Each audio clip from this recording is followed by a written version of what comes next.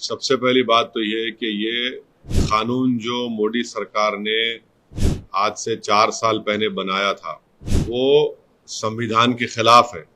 आप रिलीजन की बुनियाद पर कानून नहीं बना सकते। इसमें कई सुप्रीम कोर्ट के जजमेंट्स है और राइट टू इक्वालिटी के खिलाफ है।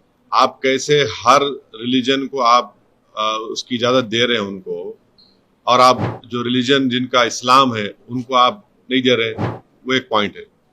दूसरा ये है कि मैंने उस वक्त पार्लियामेंट में कहा था कि इसी तरह का एक कानून वाइट साउथ अफ्रीका ने बनाया था, तो महात्मा गांधी ने उस कानून को फाड़ दिया था।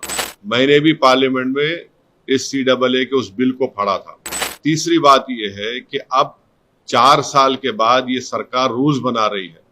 मैं देश को ये बताना चाह रहा हूं कि मैंने नहीं, मौजूदा अभी प्रेजेंट होम मिनिस्टर ने पार्लियामेंट में कहा था मेरा नाम लेकर कि OICG NPR भी आएगा, NRC भी आएगा।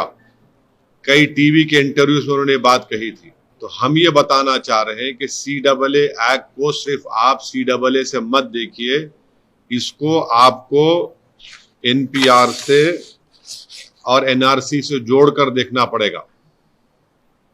और जब वो होगा तो जाहिर है उसमें सबसे ज्यादा निशाना बनेंगे मुसलमान, दलित, आदिवासी और गरीब लोग। पांचवी बात यह है कि अब आसाम में सुप्रीम कोर्ट मॉनिटर्ड एक NRC हुआ। 19 लाख लोगों के नाम नहीं आए, जिसमें से लगभग 10 से 12 लाख हमारे हिंदू भाई बहनों के नाम नहीं आए। उनको अब हेमंत बिस्व शर्मा ये बोल रहे हैं कि CAA कानून जब इंप्लीमेंट होगा तो उन सबको सिटीजनशिप मिल जाएगी, क्योंकि उनका रिलीजन उसमें इंक्लूड हो गया। अब उसमें 1 लाख से 1.5 लाख या 2 लाख करीब जो मुसलमान नाम है, उनको इसका फायदा नहीं मिलेगा। ये बताइए, ये नाइंसाफी नहीं है तो क्या है? हेमंत बिस्व शर्मा ने कहा, बीजेपी के नेताओं ने कहा कि 19 लाख में जो 10 से 12 लाख जो हिंदू भाई बहन के नाम नहीं आए, उनको मिल जाएगा, पूरा सिटीजनशिप मिल जाएगी उनको। अब आप बताइए, नाइंसाफी नहीं है तो क्या है? छठी बात यह है कि भारत में सिर्फ 5% लोगों के पास पासपोर्ट है। ओनली 5% लोगों के पास पासपोर्ट है। रिमेनिंग लोगों के पासपोर्ट नहीं है।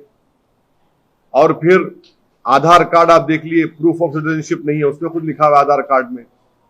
भारत में बर्थ रजिस्ट्रेशन 1959 तक मैंडेटरी नहीं था। 1996 में सिर्फ 50% इंडियंस के पास बर्थ सर्टिफिकेट्स था। तो जब NRC होगा, NPR होगा, तो उसमें बायोमेट्रिक एक्सरसाइज होंगी उसमें, और लोकल रजिस्ट्रार में लिस्ट लगाई जाएगी प्रमोद साहब की, असद साहब की। अब प्रसाद साहब जाके बोल सकेंगे नहीं, असद साहब के डाउटफुल है, मैं डाउटफुल बन जाऊंगा। अब मुझे प्रूफ करना पड़ेगा। अब मैं मेरे दादा का बर्थ सर्टिफिकेट लेकर आऊं, क्योंकि मेरा रिलीजन इस्लाम है। अब मैं फिरते रहूं तो फायदा किसका होगा? रद्दी वाले का ही फायदा होगा ना। तो ये इसीलिए ये एक्सरसाइज ये जो लॉ है, ये रिलीजन की बुनियाद पर बनाया गया, ये डिस्क्रिमिनेटरी है, अनकॉन्स्टिट्यूशनल है।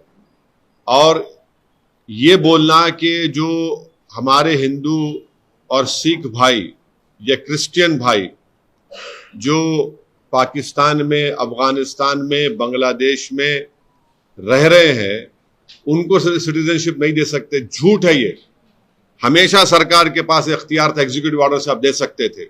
और आखिरी बात, नरेंद्र मोदी और बीजेपी को ये क्यों भूल गए कि कितने लाखों लोग कश्मीरी पंडित मुल्क से बाहर हैं, जो मुल्क से कश्मीर से बाहर है, उनको आप क्या कर रहे हैं?